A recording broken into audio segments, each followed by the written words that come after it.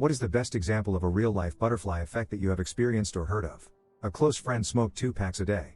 Every day, he'd walk to the 7-Eleven, buy a couple packs, and walk home. He wouldn't buy cartons for some reason. Liked to change his brand occasionally, I guess.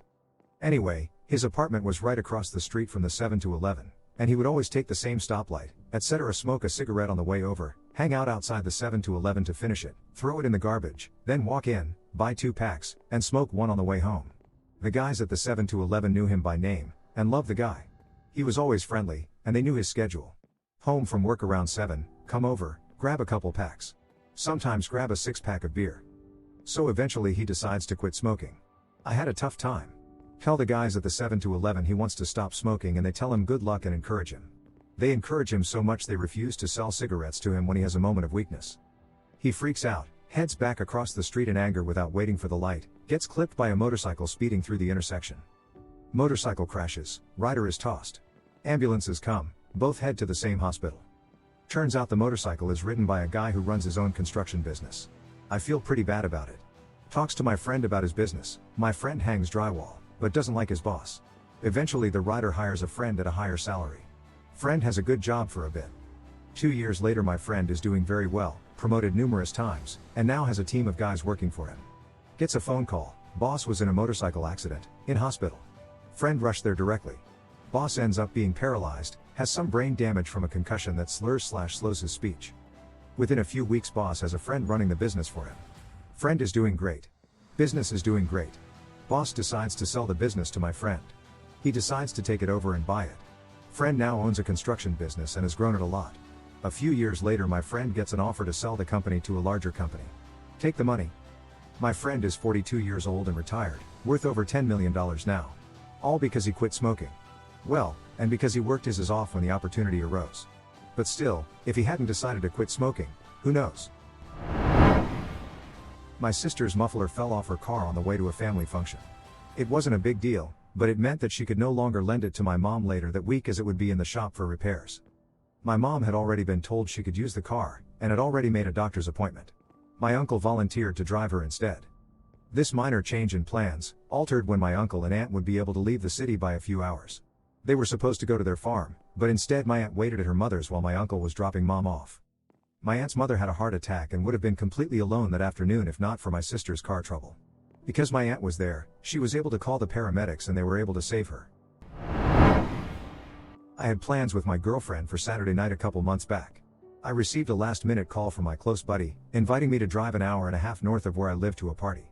I called my girlfriend, explained the situation. She said go ahead and have fun. I'm just filling out online job applications anyway, I'll just finish doing this. We can just see each other tomorrow on Sunday. I was so happy and relieved. I promised her a great night and had a couple gifts to give her as well. Things were going so well with this girl. As the night progressed, BTW the party was faking amazing. I text her and ask her how things are going. She said that her friend was trying to drag her out. I encouraged her to go out, so she did. I texted her a couple hours later, no response. I called her, no answer. The next day, I called her a couple times, no answer. I text her, no response. She completely flaked on our date with no explanation. I found out a couple days later that she is in a relationship with a guy she had met that night when her friend dragged her out, and I encouraged her. They are now engaged. Too long, didn't read. I encouraged my girlfriend to go out with her best friend forever when she didn't really feel like going out because I was out and having a good time. She meets her current fiancé and doesn't even bother to call me or text me back to let me know. I have the love of my life because of my 8th grade math teacher's bad judgment. In 8th grade, I was doing unusually well at algebra. So well that my teacher decided to recommend me for freshman year honors algebra. I was surprised because math had never been an interest or a strong suit. I was much better at my English classes. Anyway, during that ill-fated, 1 semester long attempt at honors algebra, I met a guy, let's call him Nathan, who invited me to be part of his homecoming group, as I knew nobody at the school. One of the girls in that homecoming group, we'll call her Linda, had a slightly younger sister, we'll call her Anna, who tagged along for the drop-off at the meetup spot. I only caught a glimpse of Anna, but it burned into my mind. She was the most beautiful girl I had ever seen, but I didn't get to talk to her. Weeks later I got an invite to Linda's birthday party, piggybacking on Nathan's invite, as he was friends with that group already. At that party, I became friends with Anna, and I was in love with her for years before I did something about it. We're getting married in March. If that math teacher hadn't had the terrible judgment to put me in a class I had no business being in, I would never have met anyone in that group, including my future wife. Butterfly. I was driving down the highway, when a rather large bug splattered on my windshield. At the next stoplight, I was using the windshield mist/washer thingy, which made me not notice the light had turned green. I hear a honk from behind me. I glanced into the rear view mirror and saw the most beautiful woman in the driver's seat. I really wanted to strap her on like a gas mask. We both took off and headed our respective directions, but I couldn't get her face out of my mind, and what it would look like if it was splattered just like that bug, but with my cum. I got to work and went to the restroom to squeeze one off. After finishing, I headed out, not realizing my cum had bespeckled the tile below the toilet. Cue the next guy using the restroom right after me, and I'm now known as the creepy guy that jerks off in the bathroom at work. All because of that faking suicidal bug on my windshield. My grandpa went off adventuring as a young man with some of his pals, a buddy who boxed and a buddy who played guitar. My grandpa didn't have any special skill like that, so he washed dishes. These three guys just ambled across America, boxing, strumming and scrubbing for enough cash to make it to the next town. After a while the adventures tapered off and the other two fellas made their way back to their corners of the world, but my grandpa couldn't scrounge up the money to get back to Illinois. So he kept washing dishes for quite some time, hoping for a lucky break. That break came in the form of a wallet he found lying on the sidewalk with enough cash for a bus ticket back home. He wasted no time. He met my grandma back in Illinois, settled down, and started a family. And as a result, I exist. Sometimes I think about that man that lost his wallet, and how mad he must have been when he realized. I owe him my life. First off, let me tell you a little backstory. My mom and dad were married in Mexico, but soon after their wedding my father immigrated to the US. He was a legal resident, so he could come and go as he wished, yet my mom was not. He would visit, get my mom pregnant, and soon after go back to the US to work. Well, while living here he would carpool with a friend to go to work. He never missed a day because he was saving up to bring my mom, my two siblings and I to the US so we could all finally be together. One cold winter morning he woke up and decided not to go to work. It was heavily snowing out. That never stopped him from going to work, yet that day he decided otherwise. It turned out that the guy that he would carpool with got in a car accident and died. It's scary to think that my dad would have died along with him. We would have never come to live in the US and overall life would be so different for my family and I.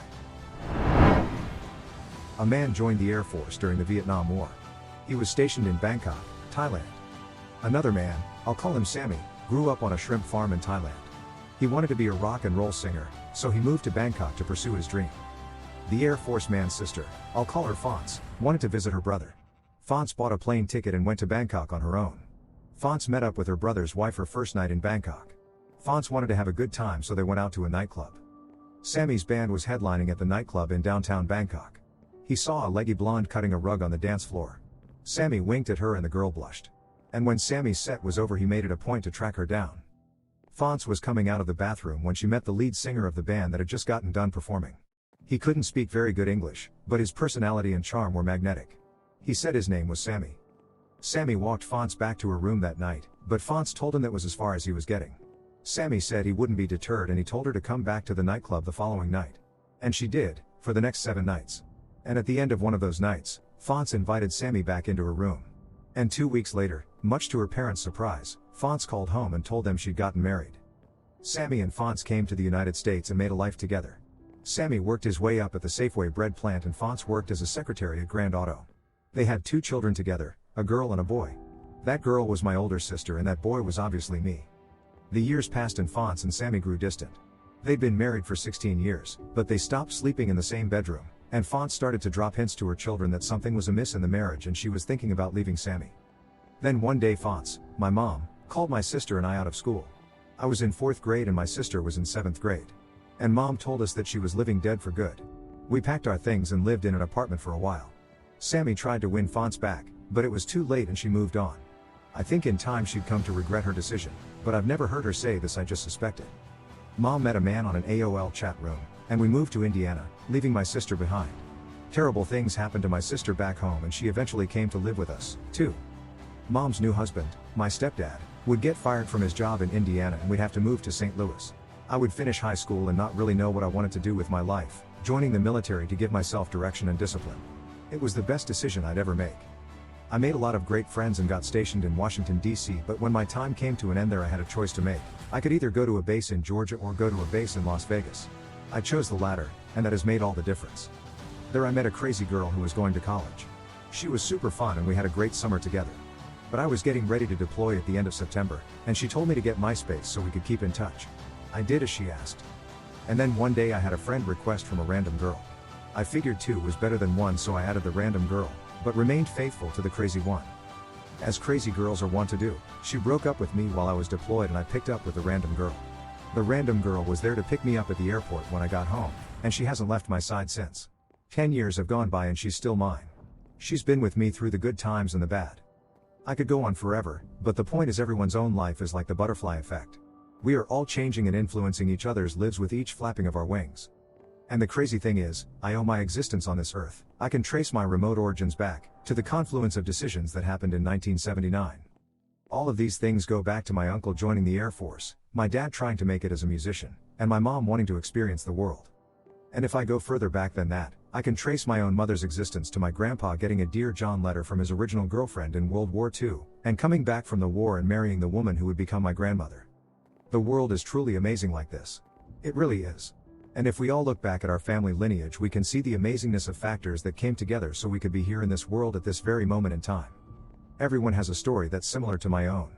We are all so interconnected, and I think that's why it's so important for us to be kind and decent to one another, to care about the person sitting next to us as if they were a relative or friend. Because life has a way of interconnecting us all.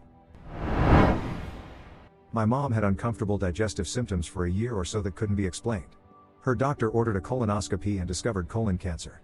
She quickly had surgery and recovered well. She decided that it was important that my dad be screened just in case. Turns out he also had colon cancer. 6 months after my mom's surgery, my dad had a portion of his colon removed as well and recovered quickly. After recovery, my mom still had the same initial symptoms. It turns out she was lactose intolerant. Since both parents had colon cancer and no telltale symptoms, my mom decided I needed to be screened as well. So my mom becoming intolerant to lactose later in life led to me getting an otherwise completely uncalled for colonoscopy at the age of 27. I played World of Warcraft. More specifically, I was obsessed with World of Warcraft. Way back when, I wanted the original collector's edition, and it was coming out on my birthday. A series of mix-ups occurred. My mom really wanted to get it for my birthday, but she ordered the standard edition instead of the collector's edition. This was a huge deal to me. So we got it fixed, but it delayed the shipment, so instead of getting the game on the day of release, it was scheduled to be days late. I had originally intended to take the entire week off work. I was 16, working full-time at the time, but I didn't, since I wasn't going to have the game for ages. So at 11 a.m. on that fateful Thursday, I'm packing my backpack and I'm walking out the door to get to my noon shift.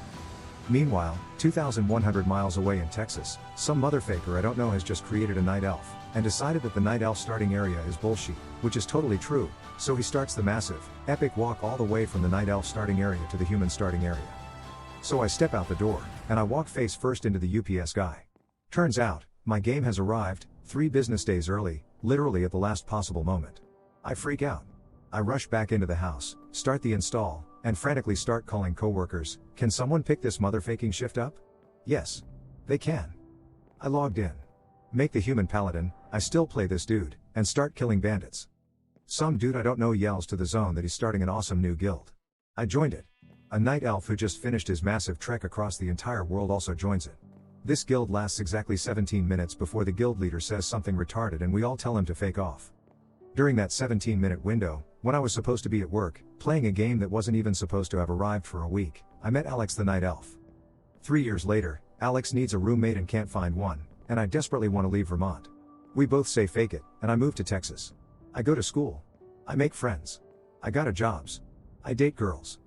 The last 10 years of my life would be completely, totally faking different if some random asshole hadn't made a single /yell at a time when I shouldn't have even been logged in. And if a dude had been 10 minutes slower crossing 2 continents to level in his favorite leveling zone. From personal experience, I got my ass kicked by a guy named Wolverine in Michigan, and 9 years later my band is touring Australia because of it. When I was 14, I tried wrestling in high school. I was pretty big, so I was in the 189 weight class and it sucked. I had to wrestle all the seniors and my first and only matchup came against this guy named Wolverine. Never got his real name. Anyway, I quit wrestling and next year it was either wrestle again, or join the school musical. Since I didn't want to deal with wrestling again, I went with the musical and scored the lead role. Next year I got the lead again and a friend of mine told me how he's doing this 5-week program in this music school in Boston called Berkeley. I checked it out and went there myself that year for 5 weeks and fell in love with Boston. The moment I graduated I moved from Detroit to Boston and started up my band. We started playing for a few years, got bar gigs and built up. Then this Australian radio program found us through Twitter and started playing us. Things snowballed from there, and come December we will be leaving there to play some venues and even some festivals for a couple of months. So thank you, Wolverine, for making this all happen. I owe you one. A few years ago I was in East Africa. It was Easter and all of the taxis had taken the day off, so my Spanish lover and I had to take a donkey cart from one destination to another.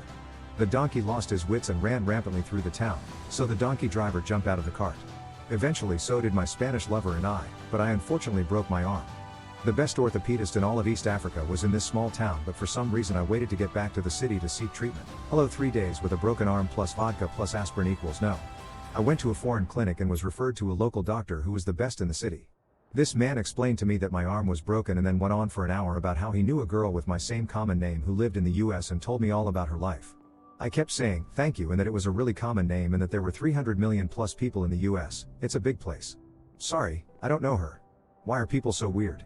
How would I know this person? Just because we're both white girls you think we know each other? Fast forward to 3 years later, I put an ad on Craigslist for a new roommate when I'm living in New Orleans. My boyfriend at the time says pick her, she looks hot. She seemed normal, so we went with her out of 10 or so responses. She moves in and it turns out she's the person the DR was telling me about 3 years ago on when I was on the other side of the world. Now she's lived with me and we are in our kitchen. I was complaining about my wrist hurting and mentioned that I had broken it. She asked me about it, and we found out we had both been in East Africa doing different things. She was working with an orthopedist. I tell her he told me about her. She says that's really faking weird. She emails him and tells him we met. I think he was like, see, I told you, or like? I don't remember. What does this mean? We ironically live in the same city very far from New Orleans and are not close friends. I wouldn't exist if it wasn't for my grandma wearing a yellow sweater. My grandparents worked in the same building for several years and my grandpa would always walk right past my grandma on his way to his office. One day my grandma decided to wear a yellow sweater to work that day and it caught his eye. He immediately proceeded to ask my grandma out and they've been together ever since. She was planning on quitting her job in the next 2 weeks, so there is a good chance that he never would have noticed her or met her if she hadn't worn that sweater. Similarly, I would not be with my boyfriend if it wasn't for a stupid blue umbrella, but that's another story. Edit. Okay. Since many people have asked for the umbrella story, I will tell it. Although I'm not sure how exciting it is. One fateful morning during my freshman year of college, it began pouring rain, forcing me to buy an umbrella as I had forgotten to bring one from home. 2 days later, despite the forecast, it began thunderstorming while I was in class. This wouldn't have been a big deal if I hadn't forgotten my damn umbrella. Normally, I would just suck it up and walk in the rain. However, I happened to be carrying my laptop that day and my next class was at least a 15-minute walk. Lucky for me, the student bookstore was in the same building as my current class, so I purchased a second umbrella. Fast forward 2 months later, a friend of mine, Steve, invites me to a study session at a coffee shop with a mutual female friend, Laura, and his friend he met in his guitar class, Jack. As we are getting ready to leave and meet up at the coffee shop, it begins raining. Realizing I have 2 umbrellas, I offer to give one to Steve for the walk to Laura's car. We finally get to the coffee shop as it stopped raining, and that is where I meet Jack. I introduce myself and say hello, but for the most part, I just stick to doing my work while Steve talks to Jack. A little while later, Steve gets a call from his dad and he has a family dinner he forgot about, so he has to go, leaving me to sit awkwardly between Lori and Jack. Lori is too busy typing a paper to talk, so we sit in silence. A few minutes later, my laptop dies and I realize I forgot my charger, so I have nothing to do besides sit and wait until Lori wants to leave. So I decided to strike up a conversation with Jack. We end up really hitting it off and joking around. It is also around this time that I realize Steve left with my umbrella. Jack and I end up devising a plan to mess with Steve and act really angry that he took my umbrella. I proceed to send him a dozen messages talking about how it was a family heirloom and equally ridiculous stuff, sending Jack and I into fits of laughter. This goes on for about an hour, until Lori decides she's ready to go. I say my goodbyes to Jack, figuring I won't see him again anyway. Lori and I get to her car and as I slide into the passenger seat, my foot touches something. It's the umbrella. Steve never took it inside. We sent all those messages to him for nothing, much to his confusion. Thinking this is quite funny, I desperately want to tell Jack, because I thought he would find it funny as well. It's then I realize I never got his number. So I decided to search for him on Instagram, hoping I don't come off as creepy, and send him a picture of the umbrella with the caption, "Well, this ruins everything." I couldn't have been more wrong. I never would have contacted him again if it weren't for that umbrella. We've been dating for almost 9 months now, all because I had to buy a second umbrella after being trapped inside by the rain and forgetting my first. Not that exciting of a story, but it's interesting to think back on the events that lead up to us dating. I could have walked out of that coffee shop, never to see him again, but I didn't. Bonus, Lori and Steve are now dating. That there's a link between the size of the Space Shuttle's booster rockets and two horses' ass. The U.S. standard railroad gauge, distance between the rails, is 4 feet, 8.5 inches. That's an exceedingly odd number. Why was that gauge used? Because that's the way they built them in England, and English expatriates designed the U.S. railroads. Why did the English build them like that? Because the first rail lines were built by the same people who built the pre-railroad tramways, and that's the gauge they used. Why did they use that gauge then? Because the people who built the tramways used the same jigs and tools that they had used for building wagons, which used that wheel spacing. Why did the wagons have that particular odd wheel spacing? Well, if they tried to use any other spacing, the wagon wheels would break on some of the old long-distance roads in England, because that's the spacing of the wheel ruts. So who built those old rutted roads? Imperial Rome built the first long-distance roads in Europe, including England, for their legions. Those roads have been used ever since. And the ruts in the roads? Roman war chariots formed the initial ruts, which everyone else had to match for fear of destroying their wagon wheels. Since the chariots were made for Imperial Rome, they were all alike in the matter of wheel spacing. Just like so, two horses could fit before them. Therefore, the United States standard railroad gauge of 4 feet, 8.5 inches is derived from the original specifications for an Imperial Roman war chariot. The engineers who designed Space Shuttle's booster rockets wanted to make them a bit wider to carry a bigger fuel payload, but the Space Shuttle's booster rockets had to be shipped by train from the factory to the launch site. And the railroad line from the factory happens to run through a tunnel in the mountains, so they had to fit through that tunnel. The tunnel is slightly wider than the railroad track, and the railroad track, as you now know, is about as wide as two horses' behinds. I have been a vegetarian for 8 years. In the past year or so, I had been feeling weaker physically, getting lightheaded and dizzy easily. Then one day, I stubbed my toe, which hurt like hell. Being physically weak, I couldn't handle the pain, passed out, hit my head, and as a result had a concussion. For me, that was the last straw. I did some research to find out why I had been feeling so weak, probably should have seen a doctor though. The symptoms I had indicated a vitamin B12 deficiency, which is very common in vegetarians.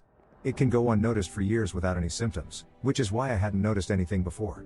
I decided to start eating meat again. After a few months, I realized my social anxiety is much less than it used to be. I did some more research, and it turns out vitamin B12 deficiency can worsen anxiety and depression. If I hadn't stubbed my toe, I would probably still be a weak, socially anxious vegetarian. A few years ago, I was working at Taco Bell when the power went out. After an hour with no electricity, boss decides we can all go home early.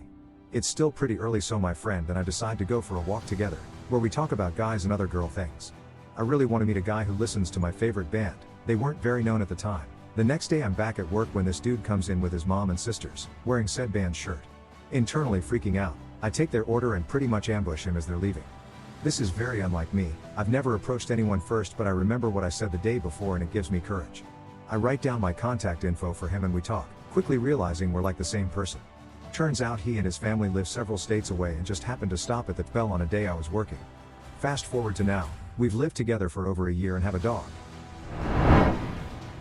Pretty much everything about my current life is thanks to a paper I needed to write for a class a few years ago, my tendency to procrastinate, and narcolepsy. It was late at night, the day before the paper was due. To be honest, I don't even remember what the assignment was or even what class it was for. But I'm the kind of person that will unintentionally look for any reason not to do the things I need to. Exams this week? I need to study, but I should clean the whole house and reorganize my desk first. I checked my email, and had an obvious spam message from a dating app. It said something along the lines of, your friend WXXXXXX at my school's domain is interested in you. Download our app to see their name. I was sure it was bullshit, but everything is a million times more interesting when I should be working on schoolwork, so I downloaded the app. It required a picture to set up, and since I wasn't really interested in using the app for real, I used a picture of myself covered in wires and sheet from a sleep study the previous year when I was diagnosed with narcolepsy. I played around with it for a while, but eventually went back to writing my paper and forgot all about it. The next afternoon, I got a message from a guy asking if my pic was from a sleep study, as he had recently had one as well. We talked about it a bit, comparing our experiences, and he tried to send me pics from his study, but my app kept crashing. He seemed like an okay guy, so I gave him my number to text them to me. We ended up texting all night. We saw a movie together that weekend, and went to a concert the next week, then dinner a few nights later. Within a few months he was spending the night and never really left. About 6 months after that, both our leases were ending and we decided to get a new place together. That was almost 2 years ago, and we're now engaged. I wouldn't have had the nerve to quit my old job and find something better if he hadn't been encouraging me. I certainly wouldn't be living where I am now if I was still alone and fending for myself. We've both grown and changed, especially facing the real world for the first time after college, together, and I honestly have no idea what my life would be like if I was still on my own. All because I downloaded an app in a spam email to avoid working on a paper. Well, everything that happens is a real-life butterfly effect, more or less. But it can be fun to trace important events to individual points that likely would have changed them forever. In my case, it's meeting the woman of my dreams who became my wife, now with 2 kids. After my last marriage ended in divorce, I heavily used dating websites, one in particular. On this one, when I was on any given profile, it would show 5 or 6 other women who were recently along the top, just the photos. Occasionally I would click on one that caught my attention. On this day, I clicked one of those random photos, but the page wouldn't load. The icon just kept circling over and over. Frustrated, I clicked on the picture next to it, which was a drawing of an angel, not a photo. I would never pick a profile that didn't have photos. That profile is loaded. As it turns out, that profile wasn't for a woman looking to date. It was a fake profile where the woman, I will call Angel, used it to complain about local men on this site. Angel had been trying to get her friend a boyfriend, and had done the profile, filtering, selection, emailing to set up dates. Angel found it very difficult. She wasn't whining or complaining, but providing advice for men to fix their profiles and dating habits, from extremely boring profiles to boring ideas for first date to boring first dates. She advised how to better attract women and be a better date. I wrote back to her to explain where she was wrong. Okay, I said I appreciated what she was trying to do and agreed with much of what she said, but I pointed out where I thought she was wrong and why men would do certain things.